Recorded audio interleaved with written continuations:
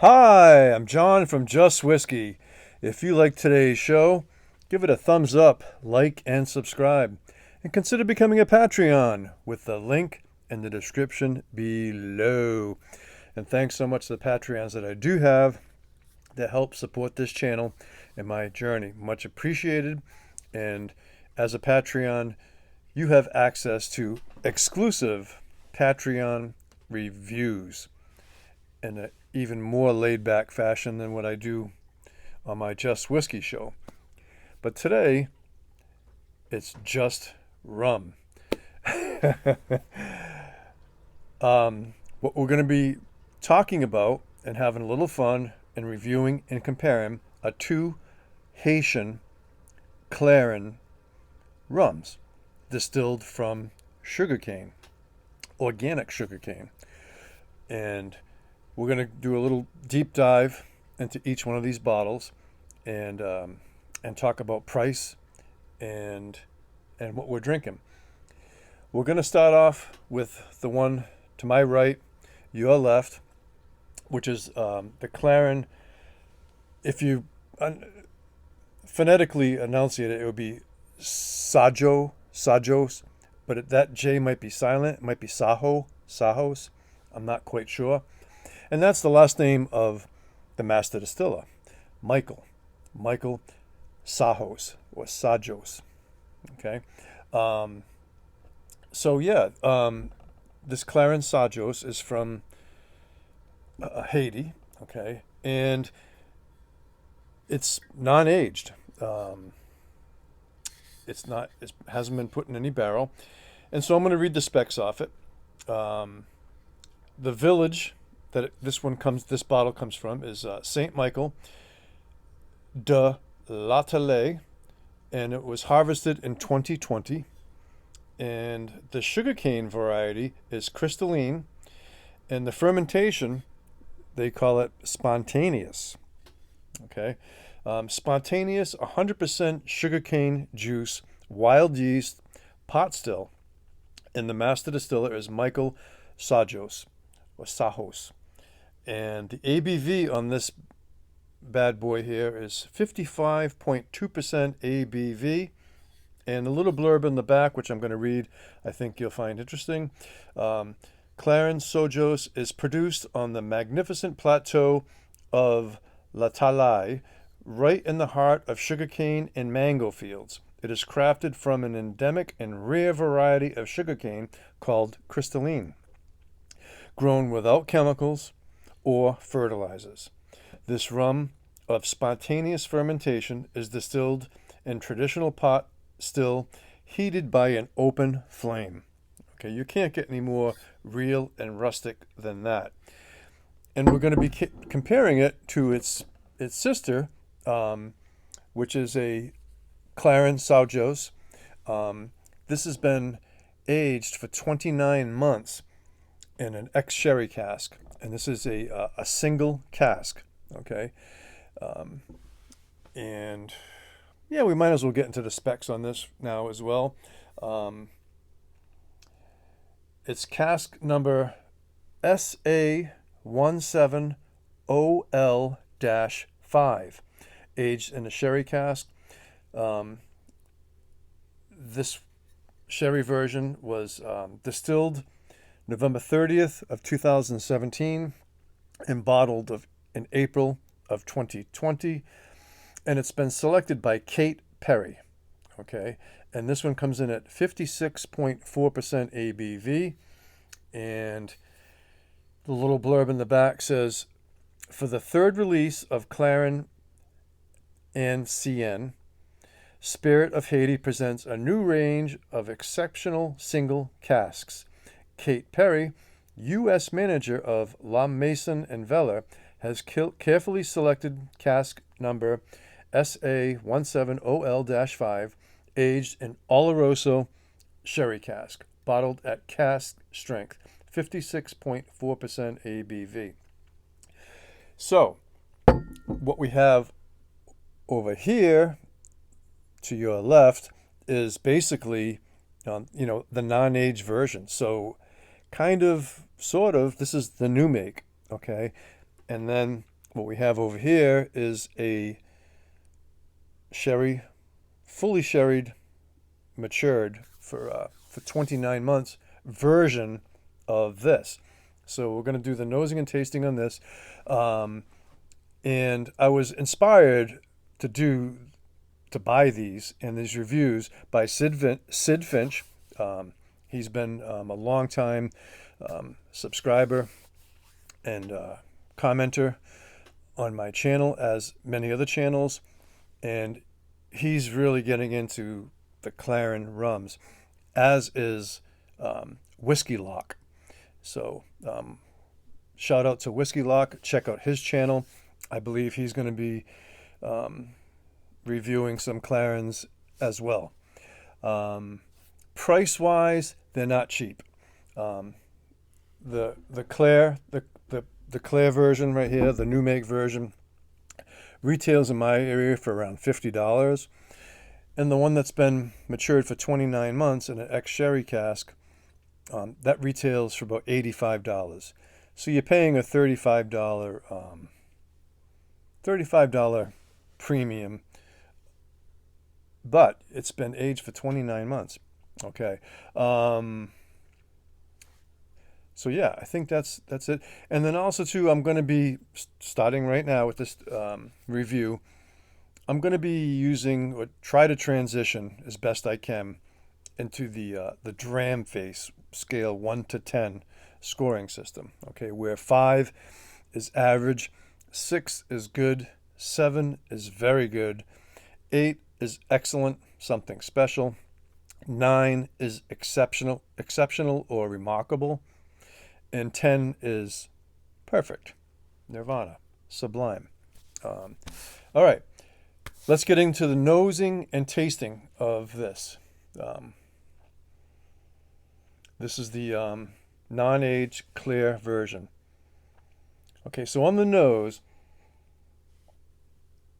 now I'm not a rum expert, okay, and I'm just kind of getting my feet wet, but sugarcane is rendered to make molasses. So on the nose, you're definitely getting molasses, some vegetal notes, a little bit of funkiness in there, definitely some grassiness, and sugarcane, I believe, is a grass, okay, as is corn, I believe, but sugarcane is a grass. Not positive about corn, but welcome any and all comments. So yeah, let's do the review, and then we're gonna talk about something else. All right, so it's a little funky, molasses, grassy, vegetal, but it's an inviting sweetness too. I can tell you right now, this isn't for everybody. Okay, this is something really out of left field over here. This would be an acquired taste for sure, but it's interesting. Okay, on the palate.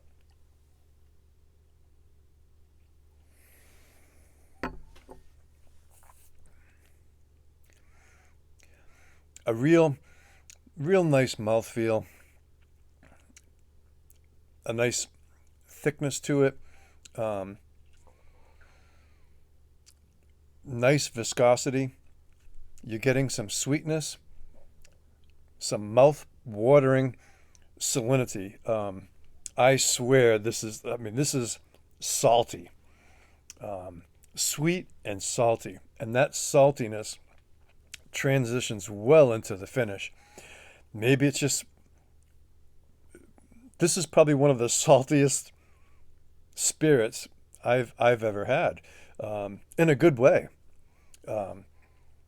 So on the palate, you're getting some sweetness, transitions into a saltiness, but that could be that I'm just like salivating like crazy, which could maybe add to the salinity factor.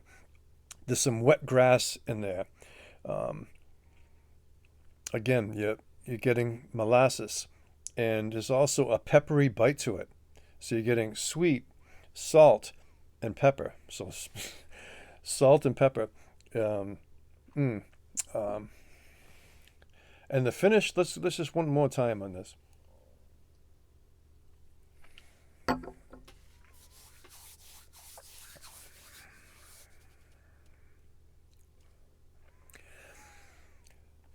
The finish is a strong, medium plus finish, and that mouth-watering salinity just goes on forever. Again, this is something, it's an acquired taste. So score-wise on this, from my enjoyment, is probably a 7 out of 10. But the quality, and this is where you get into scoring conundrums, which Whiskey Lock has elaborated on quite proficiently. So my enjoyment level probably won't be the same enjoyment level as yours. It might be or it might not. But my enjoyment level is probably a 7. But the quality that I know that's in there is probably an 8 or a 9. Okay, if that makes any sense. All right. So before I get to the sherry cask one, just a quick thing. You know, a while back I reviewed a couple of Jamaican unaged white rums, and so you have the Ray and Nephew, which you can find for $20 to $25, and then this Jamaican white overproof is closer to $30 in my area, and both of these are different from one another, but they're also very different from what I'm reviewing right now. So this is like a deep dive rabbit hole. You know, I think a lot of people are used to, as far as rums, you think of Mount Gay, which is an excellent Barbados rum, probably one of your best bangs for your buck, really. And they have many offerings. But I think a lot of people were brought up on, right, rum and cokes, Bacardi, right? So these are all different from very different from that. All right, I don't want to make this video too long, so we're going to get into the sherry finished Clairin, and they're calling this the Ansyen. So I'll hold the box up there. I don't know if that's going to come out too well, but I think we can. Yeah. And it's, you know, beautiful artwork on there too, but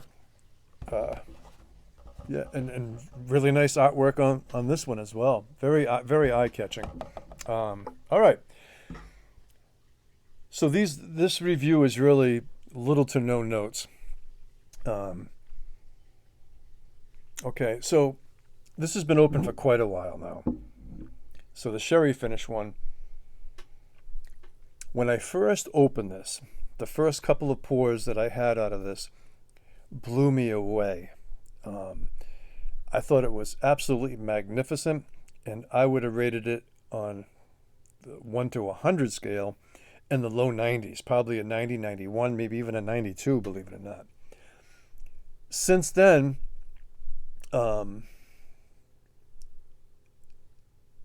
don't know how to explain it. I won't say it's opened up, because maybe the novelty wore off a little bit, but it's still an acquired taste. But on the nose, what's interesting about it, you're not getting those typical sherry notes. You know, you're not really getting the berries. You can tell that there's some kind of, well, there's a strong wine influence here for sure. But the sherry notes are really rounded off big time from the underlying distillate. So what's cool about it is you can tell, this is why it's great to have both of these, you know, the before and after.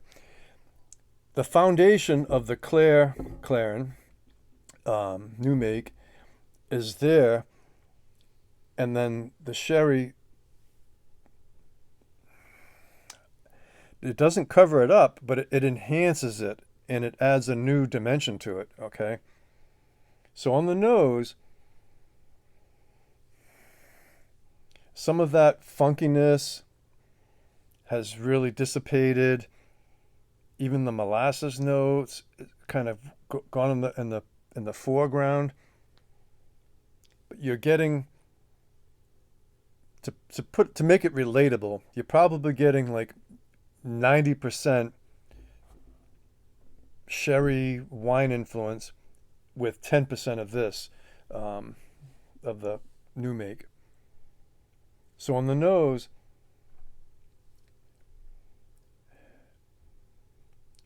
a little pencil shavings.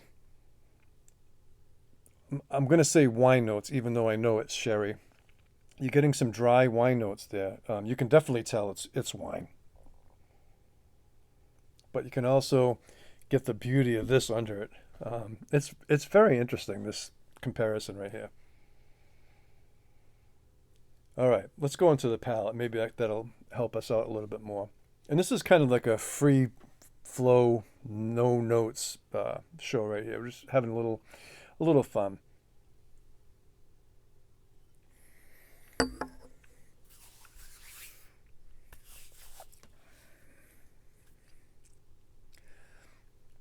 There's a yin and yang going on here. You're getting that. It's more than just a sherry and wine note. It's very different than what you'd experience in a Scotch. But it's rounded, and this has been aged for 29 months, so quite a long time. It's really rounded off any of the, or most of the, and I wouldn't even call them rough edges over here. But the pepperiness is, this is so well done. There's not a lot of oak spice. There is a little bit, but not a lot. That pepperiness is sharper on the new make. And it doesn't, it's not hot at all. It doesn't, there's no alcohol bite or burn. There's really no off notes. Going again.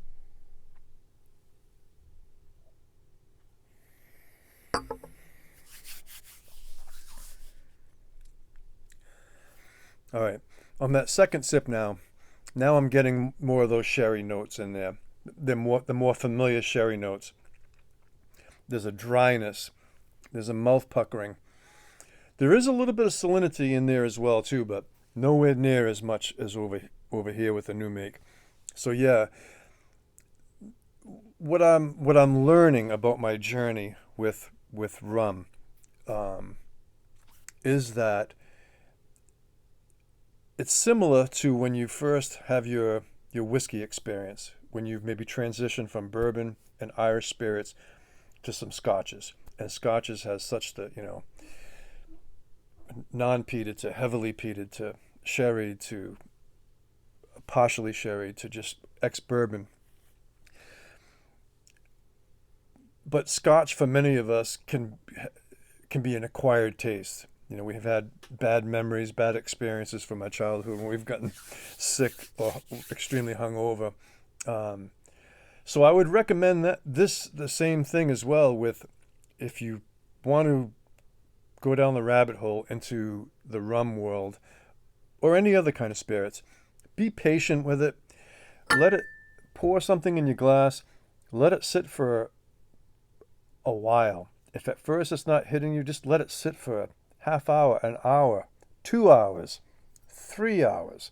Put a lid on it, put it aside till the next day, revisit it, and then if you're not sure, put it aside for a few weeks or a few months and revisit it again. But just I think if the more patient you are, the more appreciation you'll have.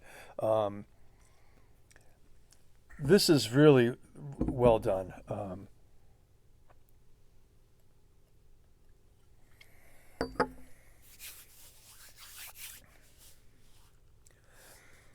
So yeah, a little bit of anisey in there.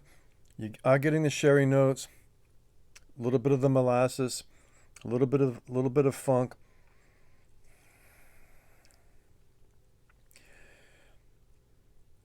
It's a medium finish, same as I would say the finish is similar to this in length. That I would say it's a medium to medium plus,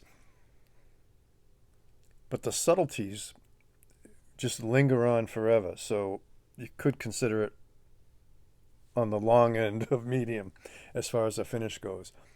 But they know what they're doing over here in Haiti with these Clairins. These are like master class offerings. And these are the only two that I've had. So I think if you're curious and open-minded, they have something to offer. And I would recommend trying to go with a non-aged Clairin, no pun intended, and then compare it to one of their wine cask, single cask or wine matured offerings, and see for yourself. If you really have an open mind and you really want to do some exploring. So I think we've covered it. Score wise, this is going to be bumped up a notch. So the 29-month ex sherry over here, that's going to get, for my enjoyment, more like an 8. But the quality is a 9 all day long. So over here to my right, your left, the Claire, I'm calling it new make, non-aged rum is probably a better word for it. 7 to 8, and over here with the sherry version, 8 to 9. Okay. But the quality is definitely there. If you're looking for something different and you have a little bit of money to spend, this might be a different step from some of the Jamaican white overproof rums. But anyway, I could go on and on and on, but I'm going to stop right there. I think we've covered more than enough here. Give it a thumbs up, like, and subscribe. Consider becoming a Patreon with the link in the description below. And remember, folks, it's just rum. Hats off to you all, and take care, Sid and Shane.